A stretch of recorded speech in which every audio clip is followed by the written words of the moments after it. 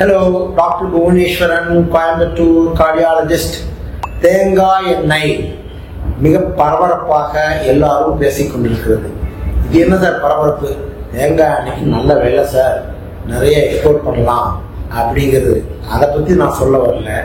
தேங்காய் எண்ணெய் சாப்பிடலாமா? தேங்காய் எண்ணெய் தலையில் தேய்க்கலாமா? தேங்காய் எண்ணெய் சருமத்தில் போடலாமா? என்னுடைய பதில் எஸ். என்னுடைய மருத்துவ விளக்கம் இதுதான். இப்போ தேங்காய் எண்ணெயில பார்த்தீங்கன்னா முக்கியமாக சாச்சுரேட்டட் அல்லது பூரித கொழுப்பு அப்படிங்கிறது அதிகமாக இருக்கிறது. அது அளவுக்கு மீறும் பொழுது நம்முடைய கொலஸ்ட்ராலை அதிகப்படுத்துகிறது.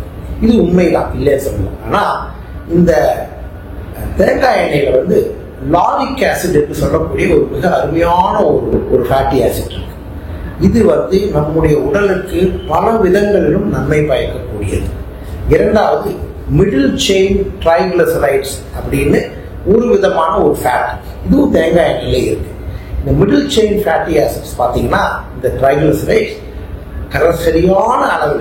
சரியான அளவுன்னு சொல்லும் பொழுது ஒரு நாளைக்கு உங்களுடைய எண்ணெயில நீங்க உபயோகப்படுத்தக்கூடிய எண்ணெயில ஒரு 10% இது உபயோகப்படுத்துறோம் அப்படின்னா இதன் காரணமாக நல்ல கொலஸ்ட்ரால் அதிகமாகும்.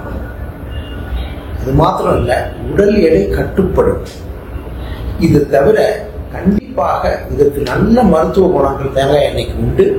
தோலில் சருமத்தில் தடவும் பொழுதோ முடிகளுக்கோ மிக மிக இது நல்லது என்றுதான் பொதுவாக விஞ்ஞானம் சொல்கிறது. ஆனா அளவுக்கு மீறினால் அமிர்தமும் நஞ்சு. ஏன்னா ஒரு விஷயம் நான் சொல்ல கேட்டுக்கங்க. பொதுவாக தேங்காய் எண்ணெயினுடைய அந்த பாயிலிங் பாயிண்ட் சொல்லுவோம். அதாவது அது ஹீட் பண்ணும் பொழுது தேங்காய் எண்ணெயானது கெடாமல் இருக்கும். அதனால பொரித்த பதார்த்தங்களும் சாப்பிடலாம். ஆனா ஒரு விஷயம் தெரியுமா? ஒரு பனானா சிப் எடுத்து நீங்க அதை தீ வச்சீங்கன்னா ஒரு பனானா சிப்ல 6 சொட்டு எண்ணெய் இருக்கு. அதனால தயவு செய்து 1-2 எடுத்து சாப்பிடுங்க, தட்டில் வச்சு சாப்பிடாதுங்க. அதனால தேங்காய் எண்ணெய் அளவாக உபயோகப்படுத்தினால் அது மிக மிக நல்லது. அளவுக்கு மீறினால் அமிர்தமும் நஞ்சு. புரிஞ்சுட்டீங்களா? பாருங்க.